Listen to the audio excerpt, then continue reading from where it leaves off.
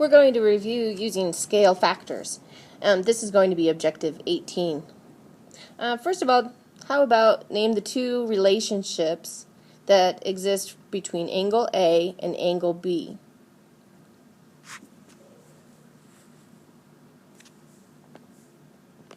Well, because together they form a straight line, which is 180 degrees, they are supplementary.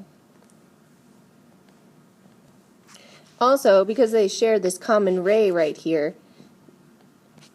they are adjacent, like they're adjoining.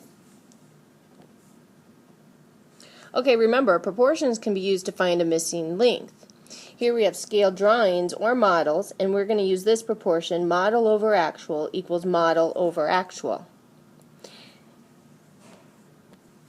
And let's use that little skeleton that we just talked about, model over actual equals model over actual, to solve this problem. Here we have a model ship that is a model of a ship that is 425 feet long. So that would be our actual ship.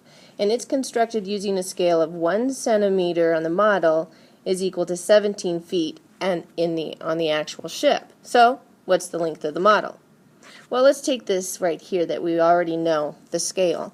That is 1 centimeter on the model represents 17 feet on the actual ship. And then on the other side of our proportion, where are we going to put 425 feet? Well, remember that represents the actual ship, plus it is in the unit of feet, so that should tell us it goes on the bottom 425 feet down below. Oops. So what don't we know? We don't know the length on the model, so that's going to be our x centimeters. Okay, so here it is again where I wrote it out all nice. Model over actual equals model over actual. And then we can use either the butterfly method or the fish method. I'm first going to talk about this one where the diagonals are going to be equal to each other. So 17 times x is right here, and that's going to equal 425 times 1. So we solve for our unknown x, meaning we're going to divide by 17 on both sides of the equal sign, and we get 25 centimeters. So the length of the model is 25 centimeters.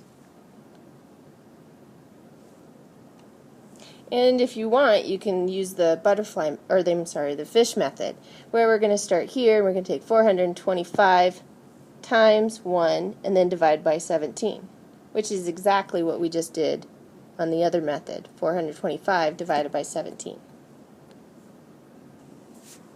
So remember to use our proportion, and this would be like our skeleton, and we're going to place our numbers in there.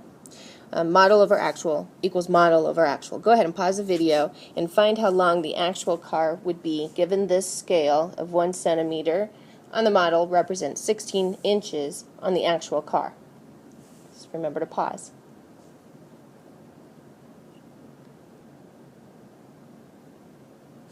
So check over it. Here we have the scale, and I'm going to put that on 1/2 of the proportion. So 1 centimeter represents 16 inches on the car. Then we have our model right here, and they tell us it's 14 centimeters long. And remember, that's the model, so it's going to go up top in the numerator position. And we don't know the actual length of the car, so in the denominator we have x inches.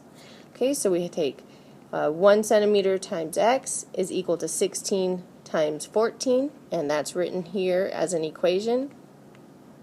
Okay, 1 times x. On one side is just x, and so all we needed to do is take 14 times 16 to get 224 inches.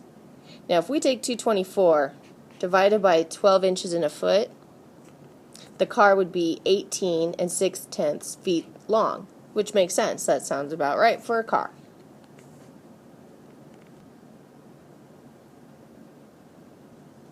Okay, here's the last one for you to do. This model car was made using the scale 1 centimeter represents 12 inches on the actual car. So, how long is the actual car? And have your answer checked.